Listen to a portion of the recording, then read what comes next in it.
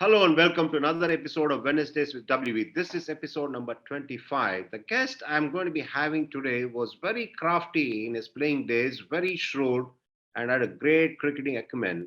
Even though he was part of a great batting unit, he made his presence felt because he would get runs which made a lot of impact for his side. And it was no wonder that he carved a niche for himself and is regarded as a very astute cricketer, and that's the reason is sought after for broadcasting jobs these days post his retirement. I'm talking about Russell Arnold, the middle order batter who started off as an opening batter for Sri Lanka.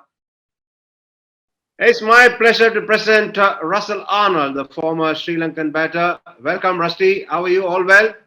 All good, sir. All good. How are you? I'm fine, thank you. You moved out to Australia once you packed it in, and what was that move all about? Um, yeah, just a change in environment, change to life. Um, the Obviously we're following instructions from the wife as well. But don't regret the decision. Life's gone well, and God's blessings have been abundant. Creating options to be able to do different things around the world, I think, should be looked at by everyone because that just allows you or gives you more freedom. And hence, yes, looking at it from the years gone by, very happy with decisions that I've made. Obviously, Sydney, your current hometown, seems to have embraced you well. Yeah, loving it there. Anywhere, I'm a sports lover. That's what keeps me going. I like going down to watch live sport, and Sydney has plenty of it. Grew up as a rugby union supporter. You get a lot of rugby league in Sydney. Got into the culture, feel part of it, very close to a team as well, and that's my time pass, if you may like. Love soccer as well, and if I have a choice, WV, of making my way down to watch. I like going down to the ground and absorbing the atmosphere, being a part of the environment. Strangely, cricket will be down the list. If there's a rugby match or a soccer match on, I'd rather go there. Probably because of changing environment, it gives life a spice rather than being in our own little uh, bubble, if you may like. And that keeps me ticking. So cricket is actually down the line when it comes to watching live sport. I don't blame you. You spent enough years in cricket and you continue to do as well. But however, you must be missing Sri Lanka a lot because it has its own charm, doesn't it? It certainly does. But when it comes to missing, I do visit Sri Lanka very often. I spend a lot of time there. I got family, my mother, my in-laws, my sister, my brother, they all live there, and our roots are there. I mean, you can't take the Sri Lankan out of me. That's where my heart goes initially. Let's say it comes to cricket or anything. Sri Lanka happens to be first, and that's the way it is. Do love it there because of the easy lifestyle and the weather, the beaches, the food. I must say is incredible. But life, all in all, has allowed me to experience different cultures, different environments, and hence no, as I said before, no regrets at all. And I do end up spending a lot of time in Sri Lanka as well. Great country, everything is fantastic. But an unfortunate thing about Sri Lanka is that it has always had to deal with some issue or the other, isn't it? If not of one kind, the other kind. Resilient people, you must say, because the challenges Sri Lanka have faced over the years, not only in my lifetime but even going back, have been immense. And as you said, one follows another. But the people kick on, and if you are visiting Sri Lanka, you will always feel the warmth of the people. And they might not have much to give, but they give you everything, which makes it very, very special. But yeah, when you're looking to kick on, something else seems to pop up and drag you down. But we kick on, and you extremely proud of Sri Lankans for doing that, because resilience is what life is about, I would say. Yeah, we admire your resilience as well. Now, let's go back a bit in time. You were born in Jaffna. Talk us through your childhood memories. My parents were born in Jaffna. I'm born and bred in Colombo. So childhood memories, it was a bit of a rough one, and um, I have to appreciate my mom a lot. I lost my father when I was a few months old in a car accident. We were all in the car, but unfortunately, he passed on. So my mother, from that stage, had to look after us. Luckily, again, she was a professional, a qualified accountant at that stage, so which allowed her to look after four of us, two brothers and an elder sister. Um, is my family. So my sister, my grandparents, they were around to keep us going as young kids because mom had to go to work. My early childhood studies, I studied in Sinhalese, even though my parents were Tamils, because that's where we could get to. It was just chaos at that stage as young children growing up with what I had just mentioned. Yes, St. Peter's College, about 5-10 minutes from home. That's where I learned my cricket, played my cricket. All that's my second home. Even as now, spend a lot of time there. My friends, we have friends and friends in life, and there are very few friends who you'd really turn to in time of need, or you can continue a conversation even though you're meeting them after 5 or 10 years from where it left off. So all of them would relate to people from my neighborhood or from school. So that's how it was. It's been blessed to have had enough in growing up in terms of um, food, water, opportunity, and hence really do cherish that childhood because there's lots and lots of memories, good, bad, and ugly as well, I would. Life was challenging for many others, wasn't it, during the early 80s when the Civil War broke out? For everyone, and probably we do look back and at ourselves, and we tend to grumble and whinge, but the fact of the matter is there are many more who have real problems or struggle a lot more for various reasons.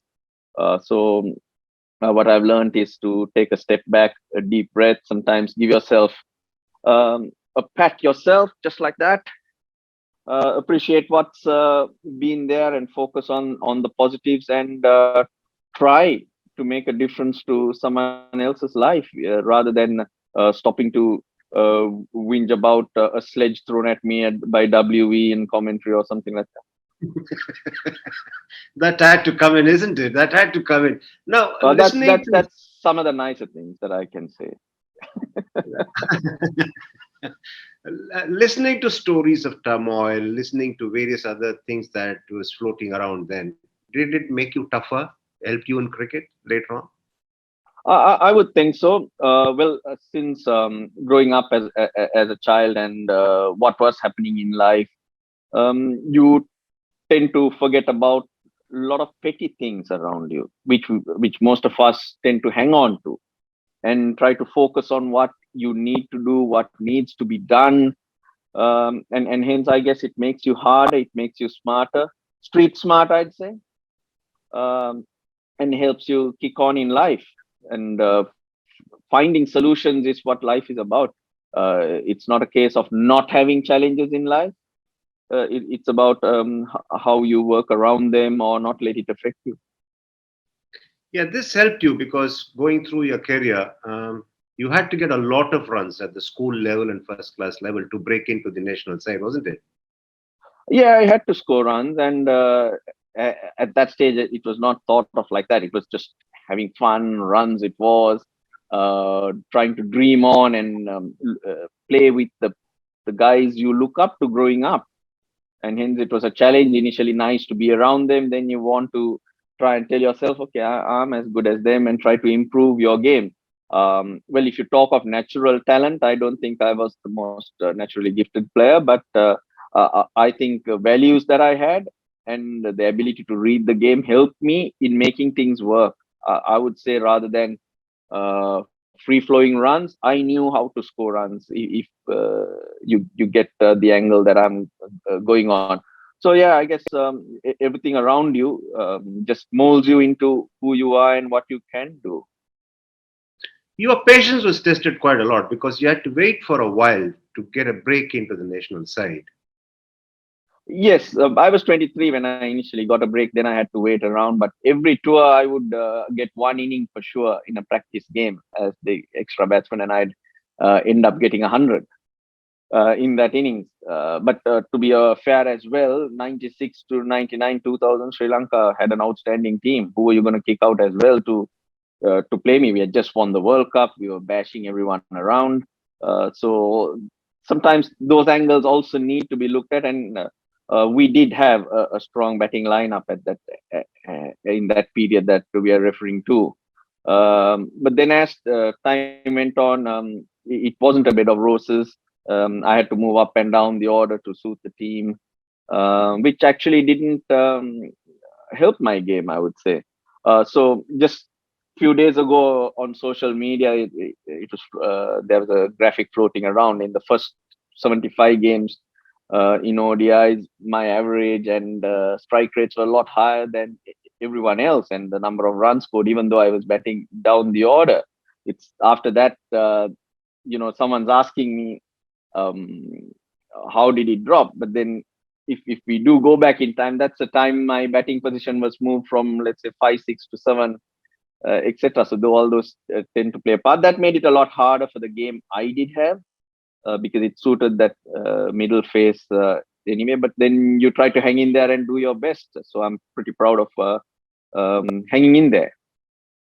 Initially, you had the challenge of having to wait for either Atapattu or Sanat to fail. Now, talking of Atapattu, one tends to look at his story as an inspiration. Some would say lucky. What do you reckon? Well, without luck in life, where would we be? Marwan Atapattu was naturally gifted, probably one of our most technically correct batters. Maybe another wouldn't have got that opportunity after all those failures. I initially made my debut as an opener in Test cricket, and Marwan was at three. Then the swap was made um, from because Marwan wanted to open, or they felt he could open and use me further down the order, which actually didn't work for me. Because if I go down my record, my test average is just below 30. But as an opener in the 9, 10 test matches I've opened, I average 50 plus. And my first and my three test hundreds are also opening the batting. So a longer run could have meant could have also mean very different because we mature as we go on. Some cricketers, WE, are seen as talented, brought into the team. They fail, they're kicked out. There are some who get a second coming when they're more mature and they tend to work. So it just differs on where you are at, what the selectors think of you. If you're fortunate that a guy who sees it this way or has seen you bat in the last year as a more mature cricketer is in the selection committee. So I guess that's all a bit of luck, I'd say. True. Getting a double hundred and not playing in the test match immediately must have been disappointing for you in England. Yeah, it was a tremendous tour, that one. We have spent a long time, a lot of county games, got a few hits, got a 200 when we were following on to save a match. But it was a one-off test. And once again, with the Jayasuryas, Manamas, Aravindas in that batting order, it was a hard shift, I guess. We went on to win. And yeah, you'd like to play, but I guess reality needed to kick in. And I think Sri Lanka picked the best team on that day, though. Shifting you down the order, did it help you personally or it was more of a move that benefited the side? Um, well, in white ball cricket, at 5 and 6, I think I did really well for me and for the team. But then come 2002, 3, when it was going really well for both, I was moved to 7. Now at 7, I don't think my game suits it. I also need a bit of time in the middle. I'm not a Dhoni type of blaster who can come in and blast it around. I am someone who controls the innings. So once that move was made, it didn't suit me as much. But in Test cricket, um, it didn't work at all for me being moved down the order. As I said, my record, I grew up and scored all those runs that you did mention in school cricket to catch the eye and then make the team. at international level as an opener, debuted, and my best runs were made as an opener. So it just didn't work for me. The role of a finisher you did in those days. How tough was that role? It was hard because you were always the scapegoat, but I enjoyed it. The fact that I could read a game well and understood my teammates around me, was able to get the best out of them in terms of partnerships, and win quite a few games for Sri Lanka was a joy. The moment you failed, uh, you were the scapegoat. Oh, you didn't score, that's why we lost. Because the top order gets to redeem themselves. Today they fail, tomorrow they get to spend a lot of time in the middle. Maybe you get a flat track, a weak bowling attack, you don't get to bat because the top order is making hay and making all the big runs. That's what people tend to focus on. But the low order has to go in, adjust all the time, sometimes go and swing straight away, and you don't get a long time to score those big runs also. So you take the scorecard, you're always way behind. It's only those who understand the game and how things work there will really appreciate it. But unfortunately, when it comes to the selection meeting too, more often than not, it's the scorecard that's brought in, and the numbers tend to outweigh the impact, I would think. In terms of, I mentioned the fact that understanding the players around you. So when I go in at 5 or 6, I generally go in with a Jayasuriya or a Jayavardhan or a Sangakkara. So then my role is just to make sure they're on strike so that their rhythm's good. Once the bowlers come in, if there's anyone who can hit a ball, try and get them, give them the confidence to get boundaries so that I'm there till the end, controlling it, picking a boundary whenever we needed. So I read it well at that stage, and I think I did read it well, and that's what I would focus on in the middle. And there was a game where a bowler batted with me. I got him. I told him, you play freely. He just slogged a few, played a few shots. He got to 40 not out. I was just 20 not out, but we got the runs we needed. The selector came and said, "We wouldn't need you because these guys are outscoring you." But the real dynamics of it was not the case. So, but I felt it was harsh, but that's the way it is. Once you packed it in, and then as a broadcaster, you must have seen Dhoni play the role of a finisher. Your admiration went up for him the way he did that role. Oh yes, because he could play both roles. There are very few who can do that. Both roles meaning when you needed to absorb pressure, he could do it. Now that was my strength, but I could hit a boundary now or then, but not 15 runs and over consistently. You give me 8 to 10, I'll back myself. But Dhoni would back himself with 15 and 20 and over and hit those big sixers consistently. Now, to be able to play both roles uh, expertly as he did, he goes into a very, very different league. And it was incredible. Now, there's not many players who can play both those roles. You get players who come with flamboyance and play and maybe come close to him in hitting those boundaries. Let's say Yuvraj Singh. But Yuvraj could not absorb pressure when needed and play with his partner as Dhoni did, which the team really did benefit. Yuvraj had to be the boss to be extravagant and express himself. That's when he was at his best. But Dhoni was at his best in both ends of um, the line, you'd think, in terms of being defensive and absorbing pressure to really throwing those punches. He was comfortable right through. If you understand what I'm trying to say, Yeah, whereas we were in only just a particular zone of the different roles and the skills in cricket. yeah, he had various gears, and he knew when to operate on which gear. And getting back to you, you are a handy bowler yourself. Did you bowl enough, you thought?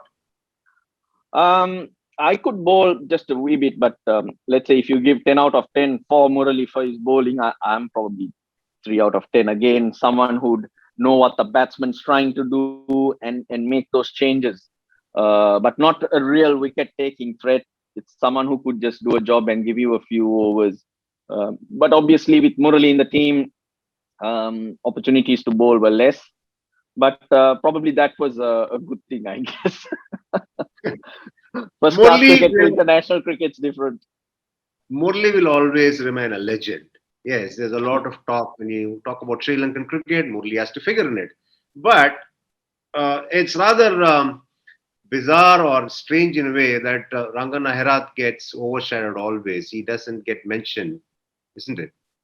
It certainly is. What Rangana did was incredible. Again, we talk about resilience. It was easy for Rangana to walk away from cricket because there's not a lot of money in Sri Lankan cricket, and you got to go and find a life for yourself. You got to go and do things. You got a family to look after, and that might mean that you make a decision somewhere down the line and pretty early in your life. So Rangana was probably a few years, 4 years younger to Murali. And with Murali playing for such a long time at the same era, again, there were no opportunities. When in Sri Lanka, he debuted in 99 and then just couldn't play. But he kept playing at a very high standard, and his skills were also at a very high standard that even so late in his career, he gets an opportunity and he's able to slot in. India and other countries could be different. In first class cricket, you're making a life for yourself, but in Sri Lanka, you don't. Even playing international cricket, you have to play over a period of time to, say, okay, I've got some security from playing cricket. So that's what I mean. It was great to have him in cricket for such a long time, so that he was able to come in and really do things. Now, so you also probably won't know this, WV, for various reasons. I mean, situations of cricket get you to this. But Rangana Herath has defended the most number of lowest scores on the fourth innings of a test match. I don't think many others have that number as Herath has, against India, against Pakistan, who are better players of spin. So that is actually incredible.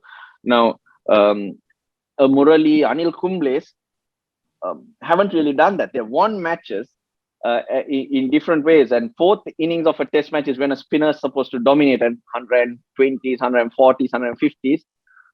Rangana has been more successful in doing that. We've admired a lot of middle order batters from Sri Lanka across generations. You had the Mendes, Dias, then you had Arjuna and Aravinda, of course, Guru Singhe then. Then you had Mahela, then Sangakkara. Could you just decode them for us briefly? Yeah, so Roy Dash was very stylish. Early days, and coming into Test cricket, it's a feeler for everyone. Dulik Mendes more a hitter of the ball. I would say Aravinda was the master. Arjuna clever, but the master in or the engineer of batting was Aravinda, who took the standard slightly higher. Jayasuriya was just natural. You ask him how he hit a ball, he won't be able to explain to you. Just see it, hit it, and with that power, it was all just natural. Um, Jayavardhana, as a young boy, 13, 14-year-old, everyone said, okay, this guy is going to play for Sri Lanka, and he did. And when coming to tactical knowledge, I think he's one of those up there from the Sri Lankan side. But Sangakkara is way different. Hard work, repetitions, and he'd just be a machine. He'd probably be the ultimate professional. As a schoolboy, Sangakkara was not in the picture. It was just in once he matured very quickly and fast when he was in his 20s, and suddenly took off. His first class 100 was a test 100. He played at the NCC with me, where Aravinda also played. And there was a period of 6 months from where he just went to a different level. And he was fortunate that at the right time, when that instincts of being a great kicked into him, he got that opportunity. So he was able to just get on with it and move on. And over the years, he kept working really hard and more repetitions at what he did, trying to be a perfectionist. And that's what you saw in him. But Mahela had a lot more flair and trusted his instincts a lot more, just like Arvinda. But Arvinda is the one who lifted the bar up, pushing everyone else to try and reach those numbers. But obviously, people coming along will score more. Cricket gets better. Sri Lanka cricket gets better. The teams get better, and hence you're able to perform a lot more. But Arvind brought that steel in, or the ability that we got the flair to take these guys on, type of attitude into the batting. There's a lot of talent in Sri Lankan cricket even now. Do you think the system is doing the right things to nurture them? The system is trying. Uh, Talent, no doubt. Temperament, lifestyles. That's what's in question, and hence the consistency not there. Because now and again, we surprise the world. Now and again, even in the recent past, there are certain performances where you'll take note and see that was brilliant. But then they are unable to repeat it day in, day out. So I guess that comes down to individuals as well. Individuals got to need to look in and look at the bigger picture. Just because you score runs today or do you do something special, it doesn't give you the right to do the same thing tomorrow. You still got to go through the processes and maybe even better the processes. Like a Sangakara would train more, or that's what it worked for him. So it's a bit like that, and make sure that your lifestyles are in order, which do not interfere in your thought process or things you need to achieve. Because we're having lots of issues with discipline, and hence players are missing out, which doesn't allow the team to move forward. And hence, yes, the system can try, but it comes down to individuals as well. And if we are having an issue, the buck starts with individuals. I think that's where the challenges are initially. Outsiders tend to think there's a lot of political interference in cricket. Is it possible, one, and is it possible because there is no solidarity amongst former cricketers to come together and do something? I'd like to see all the former cricketers come together. That's for sure, because different views do not help. My way or your way, my way or highway attitudes do tend to exist. Political interference, well, and other bumps along the roadway will exist, not only in Sri Lanka but anywhere in the world. We do find all this type of thing.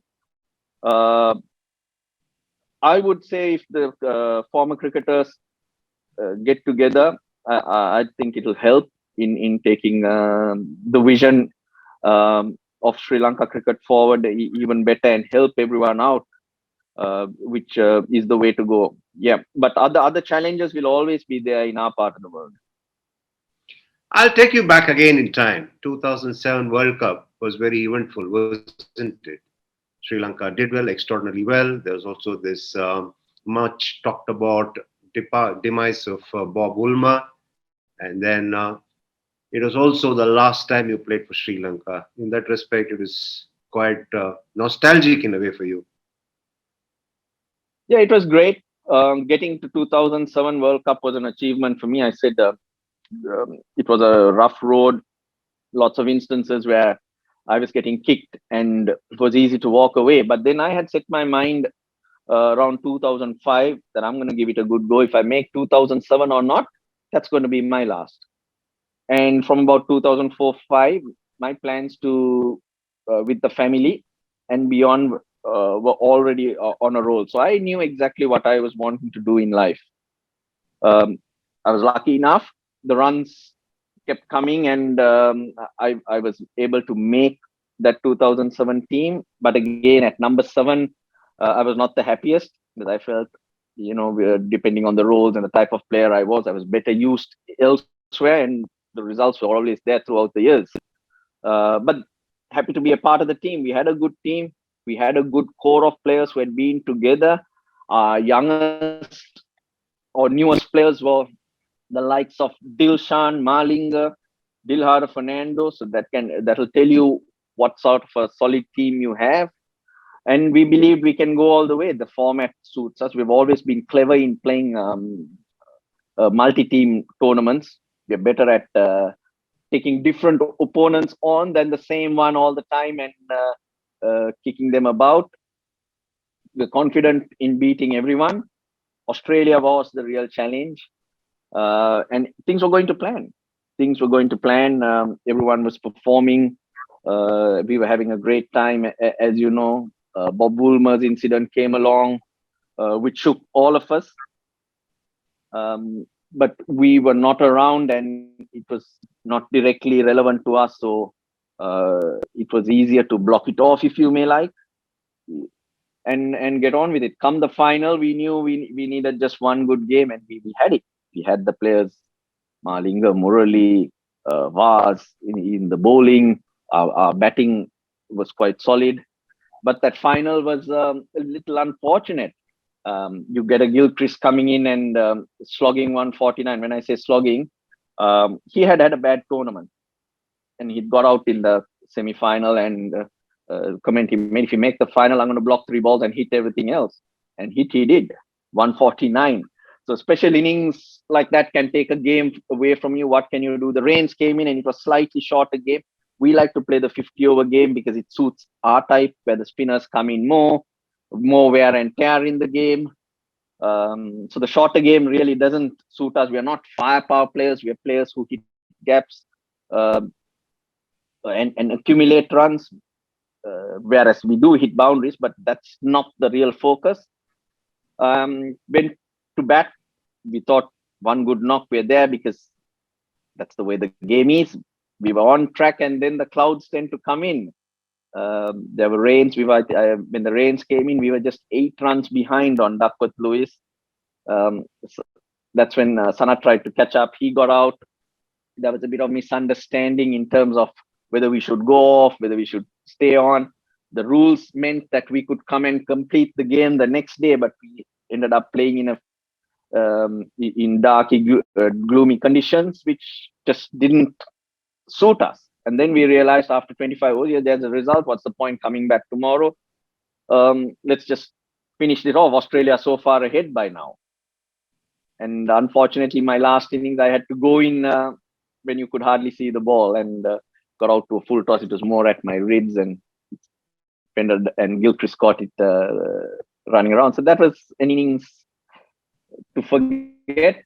But then, all in all, what you do, that's the way it is. Things turned out that way. Nothing helped our type of game in terms of the rains coming in at those stages. Those are all beyond our control. And good on Australia. They were the most consistent team. And they had done enough, we thought, at that stage to win the cup. That's why the last few overs was a bit of a fast. You just bowl, we block it off, make sure it's done, so that we don't have to come back the next day. Rather unfortunate end to your career as well as to the team's campaign. If you were to describe your cricketing journey, would you describe it as a happy one, or would you have mixed feelings about it? I would say it's a happy one. Um, Easy to say or go with your second statement, but then at the end of the day, I've had a great run. I know you because I played for Sri Lanka. I won't know you. It's a case like that with many, and the opportunities that I've got, where I am in life, it's been great. So I have no regrets. That's the way it is. I can sit and moan about certain things and take away the joy that I have faced in the people I've met, the places I've been able to visit, what life's done for me. Yeah, I'm happy. I've had a great run. It could have been so much worse, WE. Yeah, I always love it when people say this. It could have been worse, it could have been better, but you look at the brighter side of things and you say it was happy. And I agree with you. And the other thing, you were regarded as a one who had great cricketing acumen. Not captaining, is there any regret? Well, it was not the way it was. Probably if I was able to handle the challenges I mentioned and able to score more and more runs and be in people's faces, maybe it could have come to be. Yeah, I think I would have made a good captain, no doubt about it. I enjoy that role in reading the game and setting things up uh, for the team. But then again, sometimes things don't go to plan, and I got no regrets about it. If you are given full authority now to take over Sri Lankan cricket, what changes would you make? Well, I'll go to the team first. The team is my strength, not administration or anything as well. Cricket is my strength, and make sure, okay, get your performances together. This is what we do. encourage them. This is how I see it. This is what you need to do. If we can do this, and we get 3-4 wins together, you know what? 40-50% of our problems, even I would say even 60% of our problems disappear. That tends to happen in a winning environment. Then it'll be a much easier to focus on the remaining 30-40% of the problems that may seem that there are. Right now there's so many, but the moment you can start winning, do something, an individual be special, it disappears. That would be the way I look at it. That would be the way I'll go to it, and then look at how we can address whatever other issue we may have to make the environment better. There's a lot of talk about Test cricket struggling to survive in the future, and of course, the 50 overs format also losing its relevance. Where do you see cricket heading generally in the world? I'm enjoying watching all three formats. I watch, I mean, Test cricket, it's a long time since we played it. Enjoy watching it. But yes, there are concerns because there are certain teams you enjoy watching because the games are very, very competitive. But there are many more who are struggling. And even though a lot of players tend to say, oh, we like to play Test cricket, whether you like it or not, WE, decisions are being made on where the money is. And you and I both know we can say we love this, we love that. But at the end of the day, the numbers do make a difference to our lives. You can't go to a hospital in Chennai and said, I played for India, treat my family. I played for India, give me education for my kids. No, that's not the case. So security will play a part in everyone's lives, and decisions will be made there. So that's the fine line we have to deal with. But I do think we can keep it going. But we do have a bit of work to do in trying to make those players um, comfortable in where they are headed. Because if there's no security, you are gonna go and pick a job where you and your family will be comfortable. So at this level, most countries, Test cricket is not rewarding. So that's a problem we are facing. To keep it going, a balance and certain decisions, I guess, will need to be made to make sure that the players that you can ask certain players, let's focus on this, let's work on this. Without security, it's not going to be possible. Fair enough. Finally, if you were to be 20-year-old today, which cricketer would you like to emulate? Uh, could you fire that again, please? If you were to be 20-year-old Russell Arnold today, which cricketer would you like to emulate? Russell Arnold. Why am I surprised? No, I love myself. I like what I can do and how I can do it. I enjoy it. But I'm more mature now. I'll do things better. Excellent, Russell. Thanks a lot for your time and also for a fantastic chat. I really enjoyed it. Hope you did as well. Yes, WE. Cheers. Thank Thank you. you very Thanks much. for having me. Despite this, I can't guarantee you I won't sledge you in the com box. Well, I'll tell you what, it'll be boring without a bit of sense of humor. So bring it on.